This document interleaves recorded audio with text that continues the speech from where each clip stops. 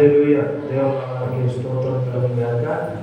మంచిది. 2025వ సంవత్సరము మార్చి నెల గడిచిన పసుపు బుధవారం నుంచి నేటి పసుపు బుధవారం వరకు మనలను, మన సంఘాన్ని, మన కుటుంబాలను దేవుడు కాచి కాపాడి ఈ రీతిగా సజీవులుగా ఉంచినందుకు సమస్త మహిమ ఘనత ప్రభావములు యేసయ్యకి మాత్రమే కలుగునుగాక. దేవుని కొద్ది నిమిషాలు క్లుప్తంగా పరిశుద్ధ గ్రంథం నుంచి ఈ పసుమ బుధవారం సందర్భంగా కొన్ని మాటలను చెప్పి నా సందేశాన్ని ముగింపులోకి తీసుకురావాలని ఆశపడుతూ ఉన్నాను. చూడండి, పరిశుద్ధ గ్రంథంలో వారందరూ తెరిచి ఏబు గ్రంథము 2వ అధ్యాయము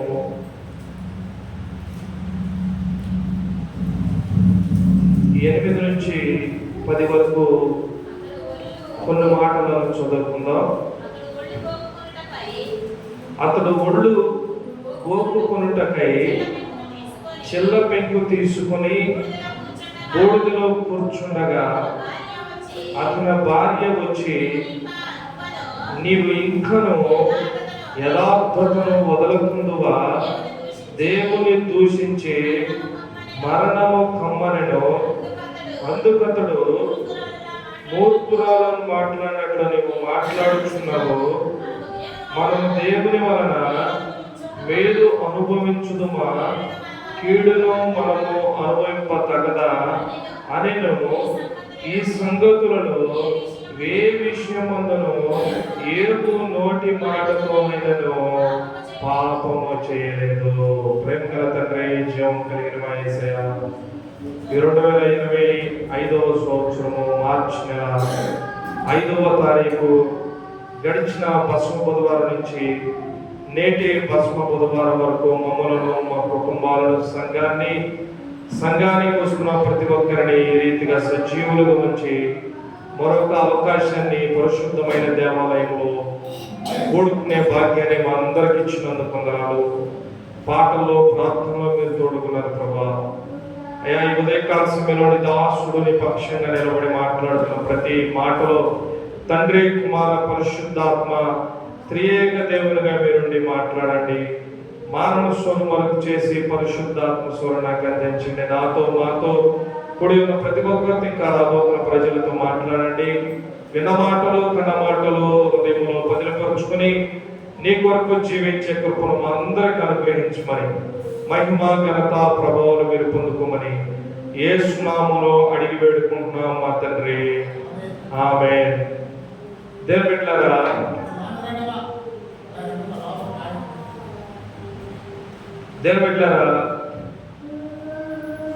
ఏబు గ్రంథము 2వ అధ్యాయంలో 8వ వచనంలో రాశాడు, అతడు ఒళ్ళు కొరుకుకొనుటకై చిల్ల పెంకును తీసుకుని బూడిదలో కూర్చుండెను. దేవునికి స్తోత్రం చెప్తామా? హల్లెలూయా. ప్రియమైన దేవుని బిడ్డలారా, గమనించండి, బూడిద అని అంటే ఇక్కడ ఎవరికైనా తెలుసండి? మాకెందుకు తెలియదు అయ్యారండి. బూడిద అంటే మేము చక్కగా రోజు అంట్లు వద్దుకుంటాం కదా అని మీరు అనవచ్చు. ఇప్పుడు బూడిద ఎవరో తోమట్లా, ఎక్స్ అని చెప్పి ఒక సపోర్ట్ చేసింది. అవి ఆటలతో వాడితే పాత్రలు తలతలా ఉంటాయని అందరికీ తెలుసు. ఒక చెమ్ముడు నీళ్లు పోసామనుకోండి, మీద కొంచెం కోపం వచ్చింది. కొంచెం బురద నీళ్ళు పడ్డాయి అనుకోండి, త్వరగా ఇంటికి వెళ్ళి షర్టు, ప్యాంట్ మార్చుకుంటాం. అదే బూడిదని ఎవరి మీద పోస్తే ఊరుకుంటారండి? బూడిదంటే విలువలేనిది, పనికిరానిది. బూడిదనే మాటకు అర్థం ఏంటి అని అంటే, అసలే లోతుగా వెళితే మట్లాదివారాన్ని మట్లన్నీ పోగేసి కాల్చి వచ్చిన బూడిదనే బూడిద అనే దానికి, పసుమ బుధవారం అనే దానికి సూచనగా పెట్టారు. అయితే పరిశుద్ధ గ్రంథం అనే బైబిల్లో బూడిదల గురించి చాలా మాటలు ఉన్నాయి, కానీ అవన్నీ నేను చెప్పను. ఒక 35 నిమిషాలు చెప్పిన సందేశాన్ని ముగిస్తూ ఉంటాను. బూడిద అనేది దేనికి గుర్తు అని అంటే, నా ప్రియమైన దేవుని బిడ్డలారా, మొట్టమొదటి మాట తగ్గింపుకి సూచన. చూడండి, బూడిద పోసుకున్నాడంట ఏబు. ఎలాగా? మీద బూడిదని వేసుకుని గోనె పట్ట ధరించుకొని ఏం చేస్తూ ఉన్నాడు అని పరిశుద్ధ గ్రంథంలో రాశారండి. చేస్తూ ఉన్నాడు. బూడిదలో మోకరించారంట. మనం చక్కగా ఆదివారం మంచి మంచి డ్రెస్సులు వేసుకుని దేవుని మందిరానికి వచ్చి ప్రార్థన చేసి కానికేసి వెళ్ళిపోతూ ఉంటాం, మంచిదే. కానీ ఎవరైనా ప్రార్థన చేసేటప్పుడు బూడిదలో కూర్చునే అనుభవాన్ని మనం గమనించినట్లయితే ఎవరికి బూడిద అనేది ఇష్టం ఉండదో బూడిదలో కూర్చోరు కూడా. బూడిద అనేది దేనికి గుర్తు అని అంటే చాలా తగ్గింపుకు గుర్తు, చాలా మాదిరికి గుర్తు, చాలా దీన స్థితికి గుర్తు. యేసు ప్రభువారు 40 రోజులు ఉపవాసం ఉండి ప్రార్థన చేశాడు. అలాగే మోషే అనే భక్తుడు కూడా 40 దినాలు ఉపవాసం ఉండి ప్రార్థించాడు. ఏబనే భక్తుడికి తన వ్యక్తిగత జీవితంలో కుటుంబంలో ఎన్నో కష్టాలు, ఎన్నో శ్రమలు, ఎన్నో ఆర్థికమైన ఇబ్బందులు, శరీరానికి ఎన్నో బలహీనతలు వచ్చినప్పుడు అతడు ఎలాగ ప్రార్థన చేస్తున్నాడో తెలుసండి. యోబు గ్రంథము 2వ అధ్యాయం 8వ వచనంలో రాశాడు, అతడు ఒళ్ళు గొరుకుకొనుటకై ఒక చెల్ల పెంకుని తీసుకుని బూడిదలో కూర్చొని ఏం చేస్తున్నాడు అంటే ప్రార్థన చేస్తున్నాడట. దేవునికి స్తోత్రం కలుగును గాక. హల్లెలూయా. అయితే 9వ వచనంలో అతని భార్య వచ్చి, నీవు ఇంకా యథార్థతను వదలకుందువా, దేవుని దూషించి మరణము కమ్మని యోబు భార్య యోబుకి ఏం చేసింది అంటే ఒక సలహా ఇచ్చింది. సలహా ఇచ్చినప్పుడు 10వ వచనంలో రాశాడు, అందుకతడు మూర్ఖురాలు మాట్లాడినట్లు నీవు మాట్లాడు. మూర్ఖురాలు అనే మాట సామెతల గ్రంథం 14వ అధ్యాయంలో రాస్తాడు. జ్ఞానవంతురాలు ఏం చేస్తుందంటే ఇల్లుని కట్టిందంట. మూఢురాలు తన చేతులతో తానే ఇల్లుని ఏం చేస్తుందంటే ఓడబెరికింది. ఏమనే భక్తుడు అదే మాట వాడాడు. అబ్బాయి, మూర్ఖురాలని మాట్లాడతావేంటి? నీ భర్తనే చనిపోమంటున్నావా? నీ భర్త చనిపోతే నీకు ఎంత నష్టమో తెలుసా? నీకు నిత్యావసర సరుకులు ఆగిపోతాయి. లోకంలోనికి వెళ్తే నిన్ను ఎదవ అని పిలుస్తూ ఉంటారు, ఎదవలని పిలుస్తూ ఉంటారు. నీ పిల్లల పరిస్థితి ఏంటి? నీ కుటుంబం పరిస్థితి ఏంటి? నీకేమి జ్ఞానం ఉందా లేదా అని ఏమంటాడు?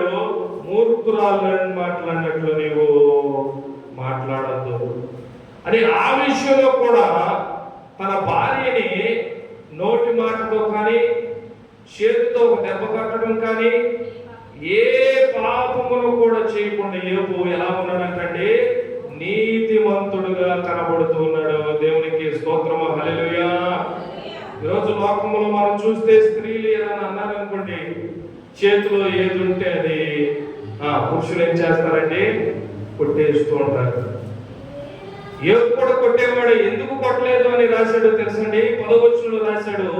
అక్కడ చివరిలో ఒక మాట రాశాడు. ఏమని అంటే యోబు ఎలాంటి వాడు అని అంటే దేవుని యందు భయభక్తులు కలిగిన వాడు. యోబు గ్రంథం 1వ అధ్యాయంలో రాస్తాడు, ఊజు దేశమందు అతని వంటి వాడు ఎవరో లేడంట. అతడు యథార్థవంతుడు, న్యాయవంతుడు, దేవుని యందు ఎలాంటి వాడంటండి? భయభక్తులు కలిగి చెడుతనమును విసర్జించిన వాడంట. దేన్ని విసర్జించాడంటే? చెడుతనం అంటే ఏంటి అని మీరు నన్ను అడిగితే లోకంలో చాలా ఉన్నాయి. ముందు తాగటం, సినిమాలు చూడటము, ఏమంటే అక్రమంగా జీవించడం, ఇంకా చెప్పుకుంటూ పోతే చాలా మనకి కనబడుతూ ఉంటాయి. అవంతా కూడా యోబు అనే భక్తుడు ఏం చేశాడంటే విసర్జించిన వాడంట.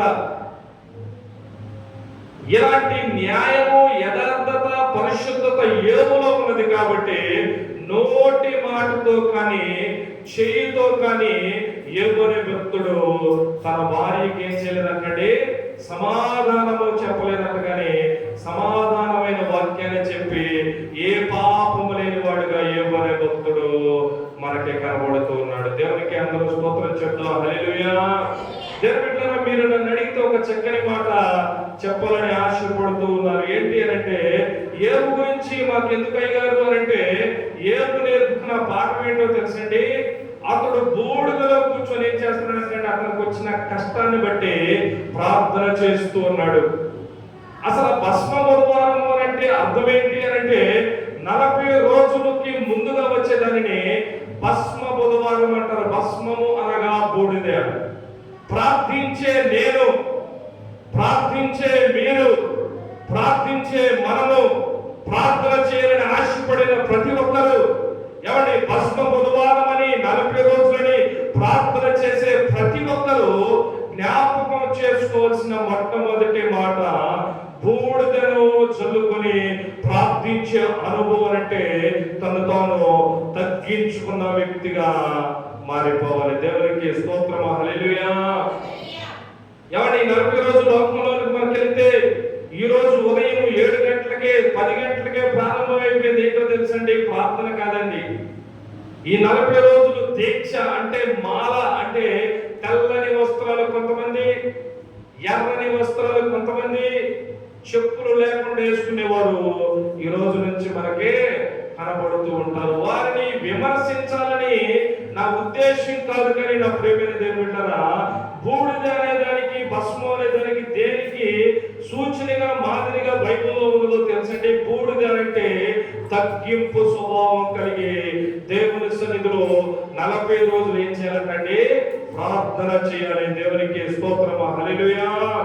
ఒకవేళ మాలేసుకొని, ఒకవేళ 40 రోజులు దీక్ష కలిగి ప్రార్థన చేస్తున్న వారిలో బూడిద అనే అనుభవము, తగ్గింపు అనే అనుభవము, ప్రార్థన అనే అనుభవము, వాక్య ధ్యానం అనే అనుభవము, విశ్వాసం అనే అనుభవము, యథార్థత అనే అనుభవము, పరిశుద్ధత అనే అనుభవము, న్యాయవంతుడనే అనుభవము, చెడుతనమును విసర్జించిన వ్యక్తిగా ఒకవేళ మనము లేకపోతే ఈ 40 రోజులు భక్తి చేయటం వలన మనకి ఎంత మాత్రమో కూడా ఉపయోగం లేదు. దేవునికి అందరూ స్తోత్రం చెప్తాం, హల్లెలూయా.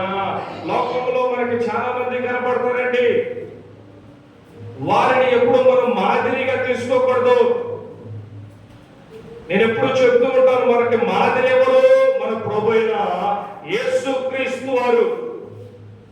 మనం ఎవరిని చూసి లోకంలో నడవాలి, ఎవరిని చూసి ప్రవర్తించాలి, ఎవరిని చూసి ప్రార్థించాలి, ఎవరిని చూసి వాక్య ధ్యానం చేయాలి, ఎవరిని చూసి తగ్గించుకోవాలి, ఎవరిని చూసి తన అడుగుజాడల్లో నడవాలి అంటే దేవుని వాక్యం సెలవిస్తున్నది. నా ప్రియమైన దేవుని బిడ్డలారా, పేతురు రాసిన పత్రికలో మీకు తాను ముందుగా మాదిరి ఉంచిపోయినట, తన అడుగు జాడల్లో నడుచుకున్నట్లు. హల్లెలూయా. ఎవరి అడుగు జాడల్లో నడుచుకోవాలంటండి? దేవుని అడుగు జాడల్లో. మీకు తెలుసండి, వివాహమైన తర్వాత భార్య భర్తలను నడిపిస్తూ ఉంటారు. భార్య భర్త వెనకాల నడుస్తూ ఉంటుంది. ఎవరి అడుగు జాడల్లో నడవటానికి? భర్త అడుగు జాడల్లో నడవటానికి నడుస్తూ ఉంటుంది. మంచిది. తర్వాత నుంచి మారిపోతే భార్య అడుగు జాడల్లోనికి భర్త వెళ్ళిపోవాల్సిన పరిస్థితి. వివాహం అయిన వారికే తెలిసింది, వివాహం అవ్వని వారికి ఈ సత్యం అంతగా తెలియదు. ఎందుకని నా ప్రియమైన దేవుని వాక్యం సెలవిస్తున్నదంటే, యోబు ఎలాంటి వాడు అంటే యథార్థత కోసము, నీతి కోసము భార్యనైనా విడిచిపెట్టడానికి ఇష్టపడ్డాడు. కానీ దేవుని సన్నిధిలో మోకాళ్ళు అనుభవం కలిగి బూడిదల మీద పోసుకుని ప్రార్థించే ఒక పట్టుదల కలిగిన భక్తిని మాత్రము విడిచిపెట్టడానికి ఎంత మాత్రము కూడా ఇష్టపడలేదు. అర్థమైన వారు బిగ్గరగా దేవునికి స్తోత్రం చెప్తాం, హల్లెలూయా, హల్లెలూయా. చూడండి, యోబు గ్రంథము 42వ అధ్యాయంలో 6వ వచనంలో ఒక చక్కని మాట మనందరికీ కనబడుతూ ఉంటుంది. యోబు గ్రంథము 42వ అధ్యాయంలో 6వ వచనం ఏమంటాడండి? కావున నన్ను నేను అసంచుకొనుచు ధూళిలోను బూడిదలోను పడి పశ్చాత్తాపడుచున్నాను. దేవుని నామానికి స్తోత్రం కలుగును గాక, హల్లెలూయా. ఏమంటాడండి? పరిశుద్ధ గ్రంథంలో వారందరూ తెరిచి చూడండి. యోబు గ్రంథము 42వ అధ్యాయము 6వ వచనం, కావున నన్ను నేను అసహించుకొని ధూళిలోను బూడిదలోను పడి ఏం చేస్తున్నాడంటే యోబు భక్తుడు పశ్చాత్తాపడుచున్నాడు. అంటే ప్రార్థన చేస్తున్నాడు. దేవునికి స్తోత్రం, హల్లెలూయా. ఎలాగ ప్రార్థన చేస్తున్నాడు అంటే తన కుమారుల కొరకు పశ్చాత్తాపడుతున్నాడు. తన్ను తాను నిమిత్తము తనను అసహించుకొని దేవునికి వ్యతిరేకమైన పాపము నాలోనికి ఏదైనా వచ్చిందని తను తాను ఏం చేస్తున్నాడు అంటే పశ్చాత్తాపడుచున్నాడు. పశ్చాత్తాపం ఎప్పుడు వస్తుంది అంటే దేని బిడ్డలారా, దేవుని సన్నిధిలో నిందారహితుడిగా నడవాలని ఆశ కలిగినప్పుడు ఒక వ్యక్తికి పశ్చాత్తాపంతో కూడిన ప్రార్థన హృదయంలో నుంచి పెదవుల దగ్గరికి వచ్చి పెదవుల నుంచి బయటకు వస్తూ ఉంటుంది. దేవునికి స్తోత్రము, హల్లెలూయా. చాలా మంది ప్రార్థన చేయరండి. కారణం ఏంటో తెలుసండి, పశ్చాత్తాప హృదయము ఇంకా వారిలో ఉంటది కాబట్టి వారి హృదయంలో నుంచి పెదాల దగ్గరికి రాదు, వారి పెదాల నుంచి బయటికి రాదు. మన ప్రార్థన ఎప్పుడు చేస్తామో అంటే దేనిమిట్లా ఏపులాగా నీతిమంతుడుగా ఉండాలని, ఏపులాగా యథార్థవంతుడుగా ఉండాలని, ఏపులాగా నిందారహితుడుగా ఉండాలని, ఏపులాగా చెడుతనములు విసర్జించిన వాడై మనం ఉండాలని ఆశపడితే యోబు భక్తుడు మీ అందరికీ అర్థమైన మాట 42వ అధ్యాయము 6వ వచనంలో రాశాడు. కావున నన్ను నేనేం చేస్తున్నానండి, అసహించుకుంటున్నాడంట. నా ప్రియమైన దేవుడిలో దేవుని వాక్యాన్ని బట్టి మీ అందరికీ చెబుతున్నాను, ఎవరిని బట్టి ఎవరు అసహించుకోరు. ఎవరిని బట్టి ఎవరు కూడా ఏం చేయాలంటే అసహించుకోరు. ఇక్కడ నిలబడి వాక్యం చెప్తున్నాను, నన్ను నేను అసహించుకుంటానండి, మిమ్మల్ని మీరు అసహించుకుంటారా? ఎవరిని ఎవరు అసహించుకోరు. చక్కగా అద్దం ముందు నిలబడి చక్కగా తల్లుకుంటాము, చక్కగా మొహానికి పౌడర్ రాసుకుంటాము, మన వస్త్రము మనకి సరిపోయిందా లేదా అని చక్కగా మనము అద్దంలో చూసుకుంటూ ఉంటాము. మన అందాన్ని మనం ప్రేమించుకుంటూ ఉంటాము, మన వస్త్రాల్ని మనం ప్రేమించుకుంటూ ఉంటాము, మన హెయిర్ స్టైల్ని మనకున్న ప్రతి విధమైన దానిని మన అద్దంలో చూసుకొని మనము ప్రేమించుకునే వారిగా ఉంటాము. దేవునికి స్తోత్రము, హల్లెలూయా. కానీ ఏమనే భక్తుడు అంటాడు, నన్ను నేను ఏం చేస్తున్నా అంటాడండి, అసహించుకుంటాడంట. ఎక్కడ? ధూళిలోను ఇంకేమంటాడండి, బూడిదలోను. రెండు మాటలు చెప్తారు. ఏంటండి? ధూళిలోను, రెండోది ఏంటండి, బూడిదలోను. ఈరోజు ఏమండి, భస్మ బుధవారం. చాలా మందికి తెలియదండి అసలు భస్మ బుధవారం ఎక్కడున్నది బైబిల్లో అని చాలా మంది అడిగేవారు ఉంటూ ఉంటారండి. అందుకనే నేను ప్రతి సండే, ఎవ్రీ సండే, లేకపోతే ఎక్కడైనా ప్రార్థన పెట్టినా, లేకపోతే ఎక్కడైనా ఆదివారం వాక్యం చెప్పడానికి వెళ్ళినా కొత్త మర్మాలేం చెప్పనండి, ప్రవచనాలు ఏం చెప్పను, అద్భుతమైన సందేశాన్ని అందించను. ఒక మాట చెప్తాను, ఏమంటే ప్రతి విశ్వాసి ఎవ్రీడే ప్రతిరోజు కూడా వాక్యాన్ని చదివేవారై ఉండాలి. దేవునికి స్తోత్రం కలుగును గాక, హల్లెలూయా.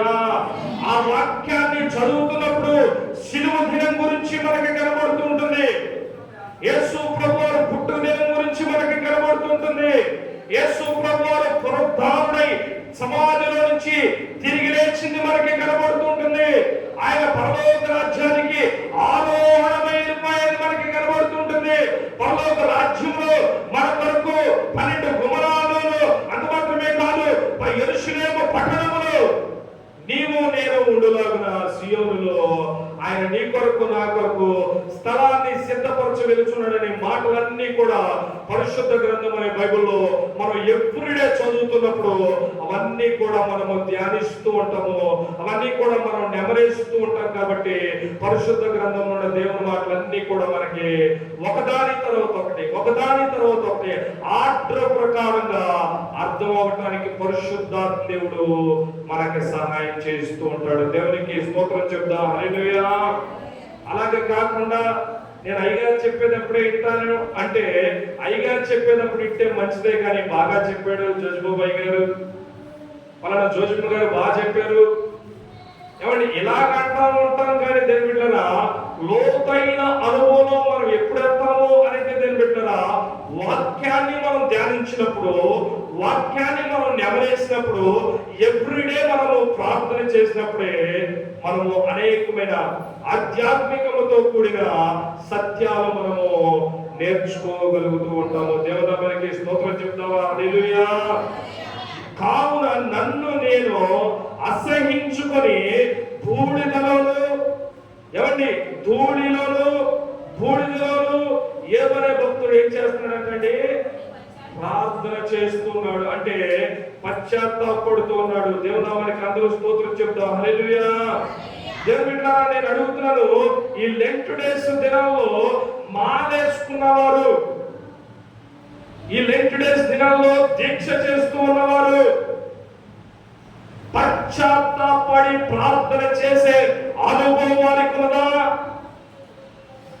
అయ్యో, మాలేసుకున్నారు, చెప్పులు వేసుకోలేదు, మెడలో టవల్ వేసుకున్నారు, వారిని స్వామి అనాలనుకుంటా, వారిని గౌరవించాలనుకుంటా అని మనం అనుకుంటాం. కానీ మాలేసుకున్న వారిలో ప్రార్థన ఉన్నదా? మాలేసుకున్న వారిలో విశ్వాసం ఉన్నదా? మాలేసుకున్న వారిలో భక్తి ఉన్నదా? మాలేసుకున్న వారిలో ఎవ్రీడే వాక్య ధ్యానం ఉన్నదా? యథార్థత ఉన్నదా? పరిశుద్ధత ఉన్నదా? ఆడు ఏం చేస్తూ ఉన్నారు అంటే లోకములో అన్ని కూడా విసర్జించిన అనుభవము వారిలో ఉందా లేదని వ్యక్తిగతంగా ఎవరికి వారు ఏం చేయాలండి? పరిశీలన చేసుకోవాలి. దేవునికి స్తోత్రం చెప్దాం. హల్లెలూయా, హల్లెలూయా. చూడండి, యోబు భక్తుడు కీర్తన గ్రంథము 6వ అధ్యాయం చూడండి. కీర్తన గ్రంథము 6వ అధ్యాయము 6వ వచనం ఏమంటాడండి? నేను మూలుగుచు అలసి ఉన్నాను, ప్రతి రాత్రియు నేను మూలుగుచు అలసి ఉన్నాను, ప్రతి రాత్రియు కన్నీరు విడుచుచు నా పరుపు తేలి చేయుచున్నాను. నా కన్నీళ్ల చేత నేను పడుకున్న నా పడక కొట్టుకొని పోవచ్చున్నది. దేవునికి అందరూ స్తోత్రం చెప్దాం. హల్లెలూయా. ఏమంటాడండి? నేను మూలుగుచు అలసి ఉన్నాను, ప్రతి రాత్రి ఏం చేస్తున్నాడంటే యోబు భక్తుడు కన్నీరు విడుచుచు ప్రార్థన చేస్తున్నాడు. కన్నీళ్ల చేత అతని పడక ఏమవుతుందంటండి? తేలిపోతుందంట, కొట్టుకుపోతుందంట. ఎందుకు ఇంత భక్తి అవసరమా? ఇంత ప్రార్థన అవసరమా? ఇంత యథార్థత అవసరమా అంటే దేవుళ్ళరా, భస్మ బుధవారం అనే కాదండి, శిలువ దినాలే అని కాదండి. ఒక క్రైస్తవుడు, ఒక విశ్వాసి ఎలా ఉంటాడో తెలుసండి? ఈ 40 రోజులు మాత్రమే కాదండి, 365 రోజులు ఒక విశ్వాసిగా పిలువబడుతూ ఉంటాడు. దేవునికి స్తోత్రం కలుగును గాక. హల్లెలూయా. భక్తుడైన దావీదు పాఠాన్ని నేర్పుతూ ఉన్నాడు. ఏమని అంటే, నేను ప్రతి రాత్రి, ప్రతి ఉదయము కన్నీళ్లతో ఏం చేస్తున్నాడంటే ప్రార్థన చేస్తూ ఉన్నాడు. ఈ 40 రోజులు ఎలాగ ప్రార్థన చేయాలంటే కన్నీళ్లు విడిచి ప్రార్థన చేయాలి, భక్తితో ప్రార్థన చేయాలి, పశ్చాత్తాపంతో ప్రార్థన చేయాలి. ప్రార్థన చేసిన తర్వాత మళ్ళీ 40 రోజులు అయిపోయిన తర్వాత మాలను తీసి మళ్ళీ మనకు నచ్చిన జీవితాన్ని మనం కంటిన్యూ చేయటం వలన దాని యందు సంతోషించే దేవుడు మన దేవుడు కాదు. అర్థమైన వారు సంతోషంగా బిగ్గరగా దేవునికి స్తోత్రాలు చెప్దాం. హల్లెలూయా. మన దేవుడు ఎవరు చూసి సంతోషిస్తాడో తెలుసండి? 40 రోజులు చేసి 40 రోజుల తర్వాత మాల తీసి పక్కనేసి మళ్ళీ ముందు తాగి మళ్ళీ ఒక కోళ్ళని మళ్ళీ సినిమా హాల్లో కూర్చొని మళ్ళీ రోడ్డు మీద వెళ్ళిపోయి ఆడవాళ్ళని బెంచీల మీద కూర్చొని చూసి నవ్వుకొని కనురెప్పలు ఎగరేసి పెదాలు ఎరిసి అలాంటి వారి యందు దేవుడు ఆనందించడండి. దేవుడు ఎవరి యందు ఆనందిస్తాడో తెలుసండి? ఆయన 365 రోజులు ఒక విశ్వాసిగా, ఒక ప్రార్థన పరుడుగా, ఒక భక్తి పరుడుగా, ఒక నీతి పరుడుగా, ఒక యథార్థ పరుడుగా, ఎవరి చెడుతనమును విసర్జించి దేవుని కొరకు నీతిగా జీవించే వారిని దేవుడు ఆశీర్వదిస్తాడు. వాడి యందు దేవుడు తప్పగా గొప్ప కార్యాలు చేస్తాడు. దేవుడు వాడి యందు మాత్రమే ఉంటాడు. దేవునికి స్తోత్రం చెప్తాం. హల్లెలూయా. ప్రార్థనలో కన్నీళ్లు కరిగిపోవుట సాధ్యము, ప్రార్థనలో పోరాడునది పొందకపోవుట సాధ్యము. అందరూ పడతాం, చప్పట్లు కొడుతున్నాం. కరిగిపోవుట సాధ్యము, ప్రార్థనలో మూర్ఖునది మరుగైపోవుట సాధ్యము. ప్రార్థనలో జరిగితే నష్టపోవుట సాధ్యము. నష్టపోవుట సాధ్యము. ప్రార్థనలో వెలుగులాడితే పడిపోవుట సాధ్యము. ప్రార్థనలో వెలుగులాడితే పడిపోవుట సాధ్యము. ప్రభువా ప్రార్థనలే పయ్యావే నే ఉండలేనయా. ప్రభువా ప్రార్థనలే పయ్యా ప్రార్థించకుండా తండ్రి నీ పాదాలు తడుపకుండా నా పయనం సాగదయా. నీ పాదాలు తడుపకుండా నా పయనం సాగదయా. ప్రార్థన వలనే పయనము, ప్రార్థనే ప్రకారము, ప్రార్థనే ప్రాధాన్యము, ప్రార్థన లేనిదే పరాజయం. ప్రార్థనలో నాటు నట్టిని పెళ్ళగించుట సాధ్యము. ప్రార్థనలో పోరాడునది పొందకపోవుట సాధ్యము. ప్రార్థనలో పోరాడునది పొందకపోవుట సాధ్యము. ప్రార్థనలో పని చేయకపోవుట సాధ్యము. ప్రార్థనలో జరిగితే నష్టపోవుట సాధ్యము. చెప్పండి, జరిగితే నష్టపోవుట సాధ్యము. ప్రార్థనలో వెలుగులాడితే పడిపోవుట. ప్రార్థనలో వెలుగులాడితే పడిపోవుట సాధ్యము. ప్రభువా ప్రార్థనలే పయ్యా ప్రార్థించకుండా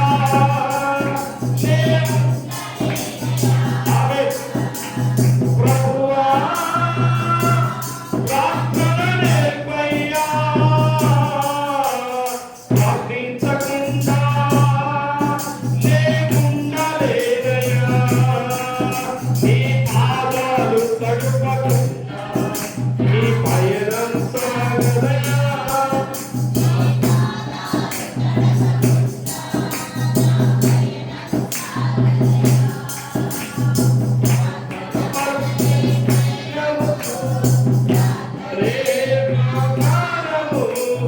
ప్రార్థనే ప్రాధాన్యము, ప్రార్థన లేనిదే పరాజయం.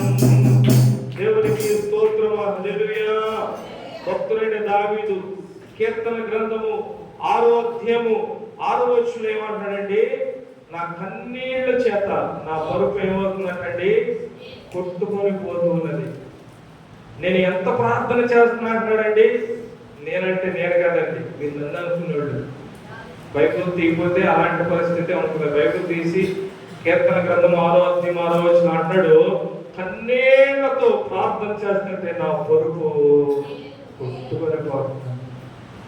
ఈ 40 రోజుల్లో చేయాల్సింది మానేసుకుంటాం కాదు, పశ్చాత్తాపడే ప్రార్థన అనుభవం కావాలని భక్తులని యోబు సెలవిస్తున్నాడు. ఏమండి, 40 రోజులు భక్తి అనంటే 40 రోజులకి ముగించేది కాదండి. ఒక మాట ఉంది తెలుసండి, కొరింథీయులకు రాసిన పత్రికలో, శిలువలో కూర్చున్న వార్త నశించుచున్న వారికి వెర్రితనము, కానీ రక్షింపబడుతున్న మనకి దేవుని శక్తి అంట. స్తోత్రం కలుగును గాక. హల్లెలూయా. రక్షణ పొందిన మనకు దేవుని శక్తి, మారు మనసు పొందిన మనకు దేవుని శక్తి, బాప్తిస్మము తీసుకున్న మనకు దేవుని శక్తి. శిలువ దినాలు 40 రోజులు చేసి, నాకు చాలా మంది తెలుసండి, ఇక్కడ ఉన్న వారి గురించి చెప్పట్లేదు, 40 రోజులు భక్తి చేసి 41వ రోజు ఏం చేయాలండి? బాప్తిసం తీసుకోవాలి తొట్టులోకి వెళ్ళి. 40 రోజులు ఈ తెల్ల షర్టు తెల్ల ప్యాంటు, ఏమండి ఎర్ర షర్టు ఎర్ర ప్యాంటు విడిసి వెళ్ళి సినిమా హాల్లో కూర్చున్నావు, వెళ్ళి వైన్స్ లో కూర్చున్నావు. అది కాదండి యేసు ప్రభు నేర్పుతున్న భక్తి. నువ్వు నిజంగా 40 రోజులు దైవికమైన భక్తి చేస్తే, దైవికమైన ప్రార్థన చేస్తే, దైవికమైన పశ్చాత్తాపము నీ హృదయంలో కనుక ఉంటే 41వ రోజు యేసు ప్రభు చెప్తాడు, బాప్తిసం ఇచ్చే తొట్టులోనికి లేచానండి, బాప్తిసం తీసుకోవాలి. అలాగే కాకుండా లోకంలో చాలా మంది మనుషులను మాయ చేయడానికి, మనుషులను భ్రమ పెట్టడానికి, మనుషులు మెప్పు పొందడానికి 40 రోజులు వారు దీక్షను మాలను ధరించుకొని భక్తిని చేసి 41వ రోజు బాప్తిసం తీసుకోవాల్సిన వారు బాప్తిసం తీసుకోకుండా మళ్ళీ లోకంలో తిరుగుతూ ఉన్నారంటే అది నిజమైన భక్తి కాదా? మిమ్మల్ని మీరు పరిశీలన చేసుకోవాలని దేవుని సేవకునిగా మీ అందరికీ తెలియపరుస్తున్నాను. దేవునికి స్తోత్రం చెప్దాం. హల్లెలూయా. చూడండి, 2 మాటలను జ్ఞాపకం చేసి ప్రార్థన చేస్తాను. మత్తయి సువార్త 4వ అధ్యాయము.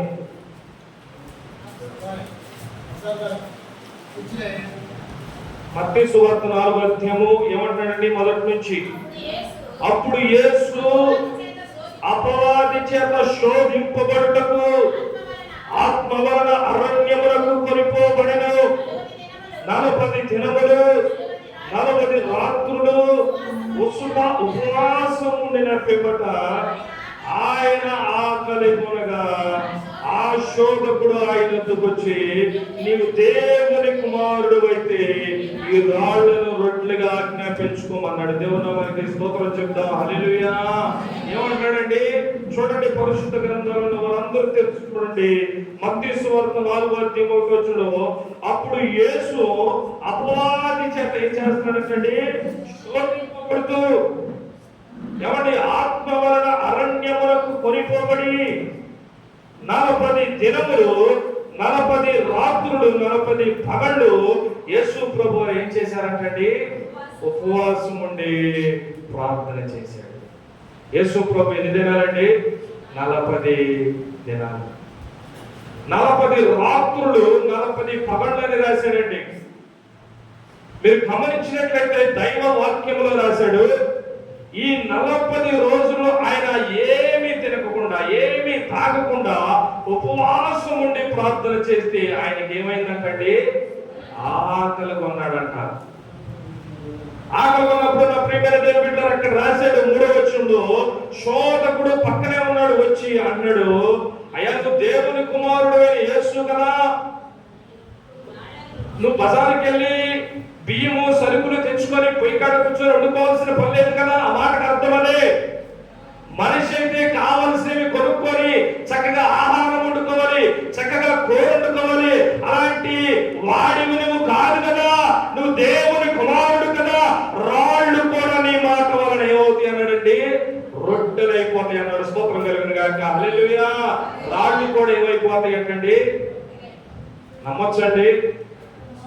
నమ్ముట నీ వలనైతే నమ్మువానికి సమస్తమును సాధ్యమే.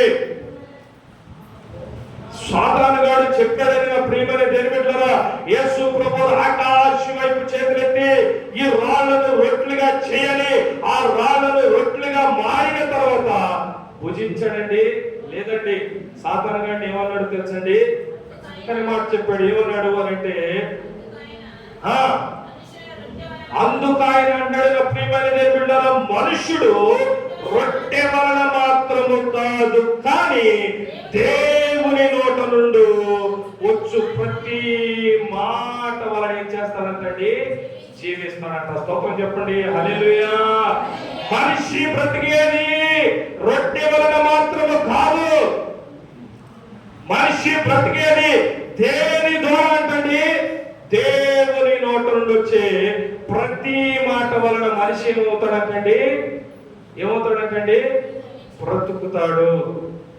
మరి ఆహారం తిన కడుపులాగా ఆహారం తినకపోతే, ఈ శరీరం ఎలాగా ఆహారం తినకపోతే మనం ఎలా బతుకుతాం? మంచిని తాగకపోతే ఎలాగ బతుకుతామని మీరు నన్ను అడిగితే, యేసు ప్రభువు చెప్పింది శరీర సంబంధమైన ఆహారం కాదు, శరీర సంబంధమైన దాహము కాదు. అలాగైతే 70 సంవత్సరాలు 80 సంవత్సరాలు ఎందుకు చనిపోవాలి? ఆహారం ఉన్నది కదా, దాహం ఉన్నది కదా, మనిషి నిరంతరము జీవించాలి కదా. మనిషి యుగ యుగాలు మరణము లేనివాడిగా జీవించాలి కదా. ఈ ఆహారము పానము ఉన్నా కానీ ఎందుకు మనిషి మధ్యలోనే చనిపోతున్నాడు? యేసు ప్రభువు చెప్పిన మాట, ఈ శరీర సంబంధమైన ఆహారం కాదు, ఈ శరీర సంబంధమైన దాహం కాదు. నా ప్రియమైన దేవుని బిడ్డలారా, దేవుని సేవకులుగా చెప్తున్నాను, నమ్మండి. ఆధ్యాత్మికమైన సంబంధమైన ఆహారము, ఆత్మ సంబంధమైన ఆహారము, యుగ యుగాలు యేసుతో కూడా జీవించాలంటే మనిషి బ్రతికేది దేవుని నోట నుండి వచ్చే ప్రతి మాట వలనంట. స్తోత్రం కలుగును గాక. హల్లెలూయా. అదేంటండి? నిత్య జీవమునకు ఊరేటి బొగ్గలాగా ఆయన మాటలు మనందరికీ అనుగ్రహించాడు. ఈ ఆహారం తిన్నా మళ్ళీ తెల్లారిపాటికి ఏంటండి? ఆహారమే. ఈ ఆహారం పండించిన మళ్ళీ 6 నెలలకు పండియాల్సిందే. ఈ దాహము తాగినా మళ్ళీ దప్పిగా కొనాల్సిందని బైబిల్ సెలవిస్తున్నది. యేసు ప్రభువు 40 రోజులు 40 పగళ్ళు 40 రాత్రులు ఉపవాసం ఉండి ప్రార్థన చేస్తున్నప్పుడు ఏం జరిగిందో తెలుసండి? ఆకలి అన్నాడు. నా ప్రియమైన దేవుని బిడ్డలారా, ఒక ప్రశ్న, ఒక జవాబు. ఈ 40 రోజులు ఉపవాసం ఉన్నప్పుడు, ఈ 40 రోజులు భక్తి చేస్తూ ఉన్నప్పుడు మనకు కూడా మంచి అవుతూ ఉంటవి. ఏమంటే మనకు కూడా శరీర సంబంధమైన ఆహారము అవసరం అవుతూ ఉంటుందండి. కానీ శరీర సంబంధమైన మంచినీళ్ళ గురించి కాదు, శరీర సంబంధమైన ఆహారం గురించి కాదండి. మనిషి యుగ యుగాలు జీవించాలి అంటే దేవుని నుండి వచ్చే ప్రతి మాట వలన దేవుడు మనందరినీ ఏం చేస్తాడంటండి? జీవింప చేస్తాడు. స్తోత్రం చెప్పండి. హల్లెలూయా. మనం జీవింప చేయాలి అని అంటే ఒక మాట చెప్తాను. ఈ ఉపవాసం ఉన్నప్పుడు మనం ఏం చేయాలండి? దీనిని ఏం చేయాలండి? దీన్ని ఏం చేయాలండి? భుజించాలి. దేవుని మనకి బిగ్గరగా స్తోత్రం చెప్పండి. హల్లెలూయా. భుజించడం అంటే సండే స్కూల్ పిల్లవాడు ఒకడు అడిగాడు, అంటే రోజుకు ఒక పేజీ అని చెప్పి తినాలా అని అడిగాడు. తిన్నది మళ్ళీ మార్నింగ్ వచ్చేస్తాడు. తినడం అంటే ఏంటో తెలుసండి? దీనిని చదివి నెమరేసుకొని అది హృదయ అంతరంగాల్లో దాచుకోవాలి. స్తోత్రం చెప్దాం. హల్లెలూయా. దేవుడు ఈ కొద్ది మాటలు మన వెనుకల్లో మనందరం కూడా దీవించి ఆశీర్వదించునుగాక. ఆమేన్. ప్రార్థన చేద్దాం. ఇంత మాటలు బట్టి అందరం కూడా ప్రార్థన చేద్దాం. దేవుని సన్నిధిలో ఉన్న అందరం కూడా ప్రార్థన చేద్దాం.